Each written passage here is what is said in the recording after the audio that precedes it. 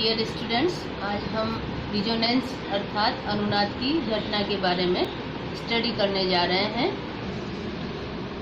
अनुनाद या रिजोनेंस परिभाषा लेते हैं। सबसे पहले हम इसकी डेफिनेशन है, जब किसी यौगिक के सभी गुणों की व्याख्या किसी एक संरचना द्वारा नहीं की जा सकती, बल्कि दो या दो से अधिक संरचनाएं मिलकर उसके सभी गुणों की व्याख्या करती हैं, तो ये संरचनाएं अनुनादी संरचनाएं कहलाती है और ये घटना अनुनाद कहलाती है। अर्थात उसके सभी गुण किसी एक संरचना से नहीं बल्कि एक से अधिक संरचनाओं से एक्सप्लेन होते हैं। यौगिक की वास्तविक संरचना इन सभी अनुनादी संरचनाओं के मध्य में अर्थात मिश्रण से बनी हुई मानी जाती है, जिसे हम अनुनादी संकर या रिजोनेंस हाइब्रिड कहते हैं।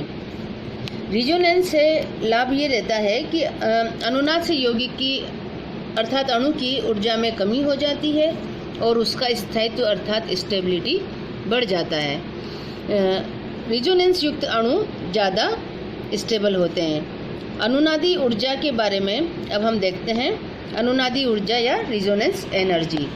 अनुनादी संकर अर्थात अणु की वास्तविक ऊर्जा की वास्तविक संरचना की ऊर्जा और उसकी किसी सबसे स्थायी अनुनादी संरचना की ऊर्जा का अंतर होती है। ये इसे इस फॉर्मूले से एक्सप्लेन किया जा सकता है। रिजोनेंस एनर्जी अनुनादी ऊर्जा equal to energy of resonance hybrid अनुनादी संकर अथवा वास्तविक संरचना की ऊर्जा minus energy of most stable resonance structure. अर्थात वास्तविक संरचना या रिजोनेंस हाइब्रिड की एनर्जी में से जब हम उसकी सबसे स्थायी अनुनादी संरचना की ऊर्जा को माइनस करते हैं तो अनुनादी ऊर्जा प्राप्त होती है।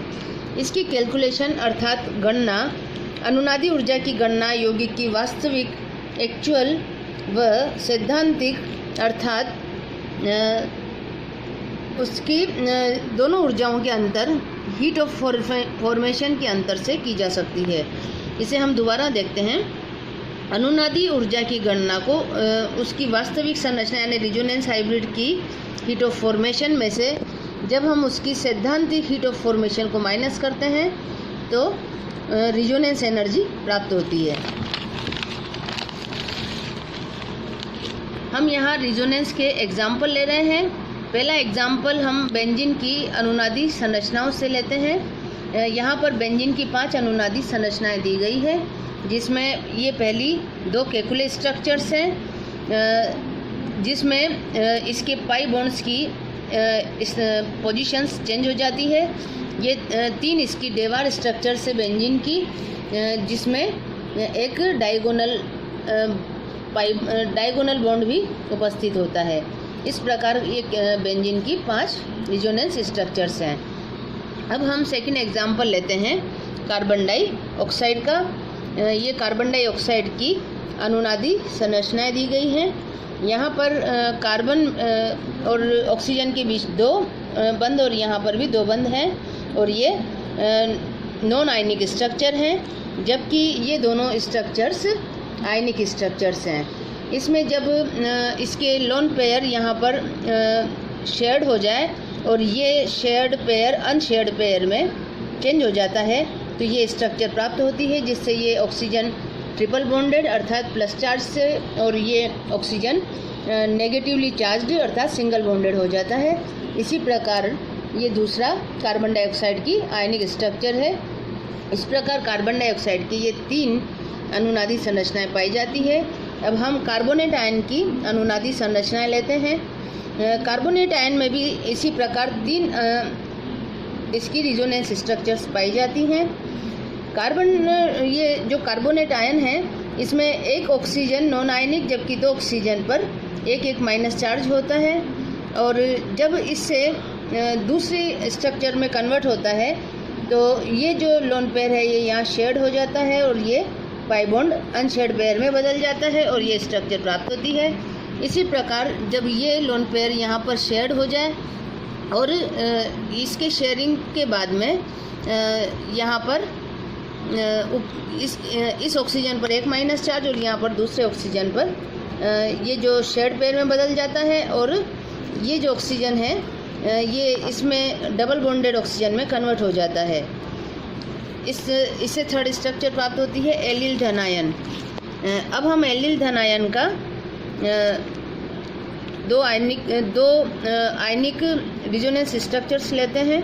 इसमें एलिल धनायन में जब ये पाई बॉन्ड यहाँ पर ट्रांसफ़र होता है तो ये जो CH2 है, ये CH2 प्लस चार्जेस, और ये जो इस CH और CH2 के बीच में दो बॉन्ड हो जाने से ये जो CH2 है इसका सभी बॉन्ड कंप्लीट हो जाने से ये अनचार्ज रह जाता है और इसका प्लस चार्ज ख़त्म होकर और ये CH2 में कन्वर्ट हो जाता है। अब हम इसके बारे में एक महत्वपूर्ण जानकारी लेते हैं।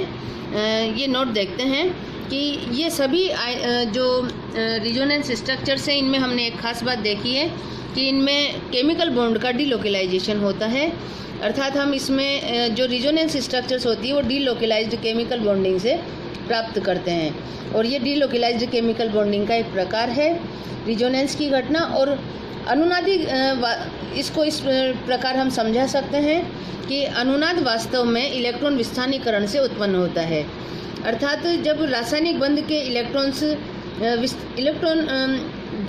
किन्हीं दो परमाणुओं के मध्य स्थिर या लोकलाइज्ड नहीं रहते बल्कि दो से अधिक परमाणुओं के ऊपर विस्थानीकृत हो जाते हैं, तो इसे डीलोकलाइज्ड केमिकल बॉन्डिंग कहते हैं। अब हम रिजोनेंस की आवश्यक शर्तें अर्थात नेसेसरी कंडीशंस के बारे में जानकारी लेते हैं। ये कुछ रिजोनेंस की आवश्यक शर्तें हैं, अर्थात रिजोनेंस के दौरान ये आवश्यक शर्तों का पालन किया जाना चाहिए। इसमें रिजोनेंस के दौरान परमाणुओं की स्थिति नहीं बदलनी चाहिए। परमाणु सभी रिजोनेंस स्ट्रक्चर्स में अपनी पोजीशन पर ही बने रहते हैं, जबकि उनमें इलेक्ट्रॉन्स अपनी पोजीशंस चेंज करते हैं। युग्मित और अयुग्मित इलेक्ट्रॉन्स की संख्या सभी रिजोनेंस स्ट्रक्चर्स में समान रहती है। इसकी चौथी कंडीशन है कि निकटवर्ती अर्थात दो पास के परमाणुओं पर सजातीय आवेश नहीं होना चाहिए, क्योंकि इससे संरचना में अस्थायित्व उत्पन्न होता है। पांचवी शर्त है कि अनुनादी संरचनाओं में ऊर्जा में अधिक अंतर नहीं होना चाहिए। अनुनादी संरचनाओं की ऊर्जा लगभग आसपास ही रहती है। इसकी 6 कंडीशन है कि अनुनादी आयनिक संरचनाएं ऐसी होनी चाहिए जिसमें विद्युत धनी परमाणु पर धनावेश और विद्युत ऋणी परमाणु पर ऋणावेश होना चाहिए। अगर ऐसा नहीं होगा तो वह संरचना अस्थायी रहेगी।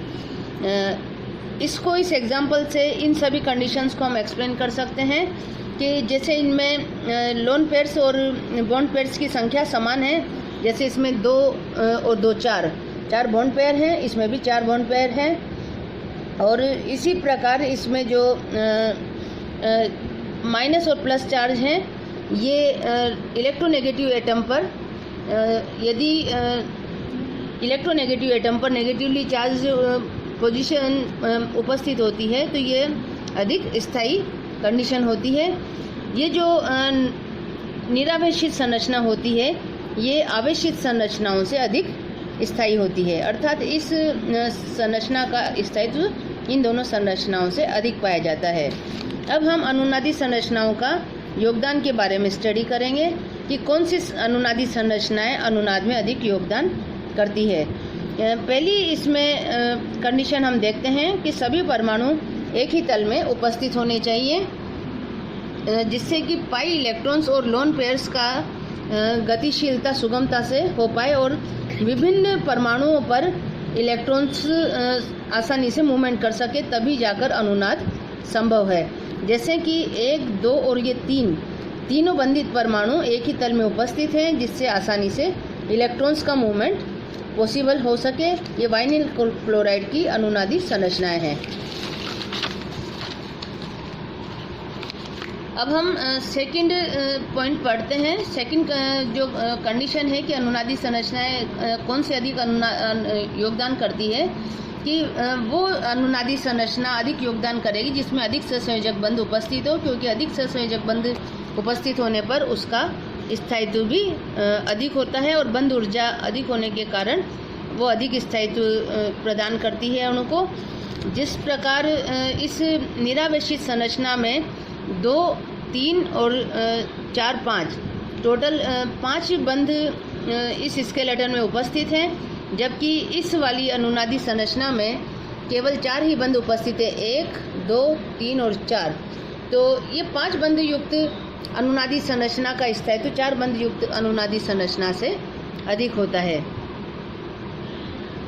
इसी प्रकार हम थर्ड पॉइंट देखते हैं कि समान संख्या में सहसंयोजक बंध हों तो अनावेशित या अनायनिक संरचनाएं अधिक योगदान करती है। जिस प्रकार हम इन संरचनाओं को देखते हैं, इसमें यहाँ पर हम आगे इस स्ट्रक्चर के द्वारा इन सभी पॉइंट्स का एक्सप्लेनेशन करेंगे।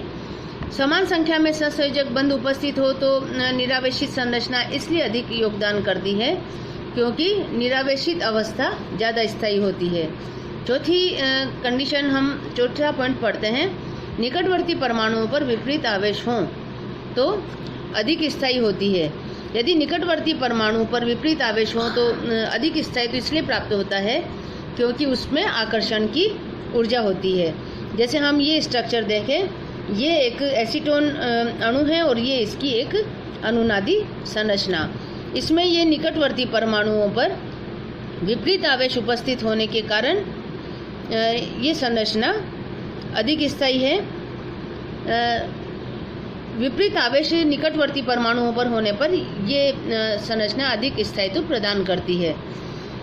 दूर दूर विपरीत आवेश कम स्थायी होते हैं क्योंकि उनमें आकर्षण ऊर्जा की कमी होती है।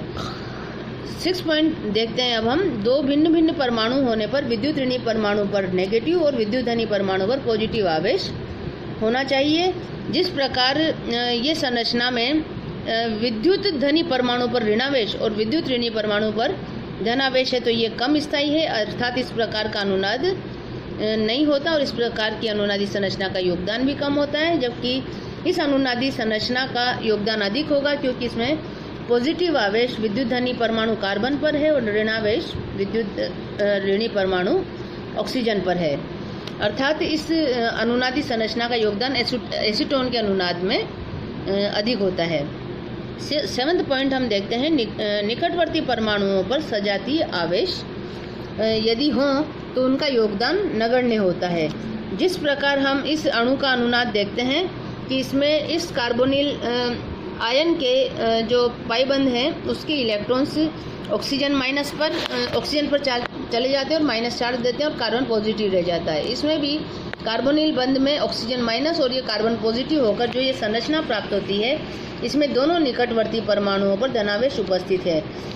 इन दोनों नज़दीकी परमाणुओं पर समान आवेश होने के कारण इनमें प्रबल प्रतिकर्षण होता है। दोनों निकटवर्ती परमाणु पर समान आवेश होने के कारण इस प्रबल प्रतिकर्षण से ये अवस्था बिल्कुल अस्थायी होती है और इस प्रकार का अनुनाद संभव नहीं है और इनका योगदान अनुनाद में नहीं होता है।